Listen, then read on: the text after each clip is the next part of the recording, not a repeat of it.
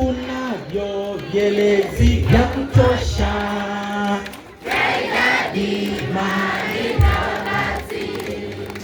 Vielezi vya namna ni kitu gani na kufanya usielewe? Ya kwanza ni halisi, kwa mfano anakula sana.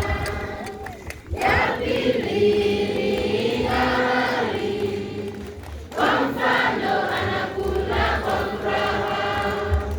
Ya tatu ni mfanano, kwa mfano anakula kimkisi. Ya nne ni hala, kwa mfano anakula kwa kijiko.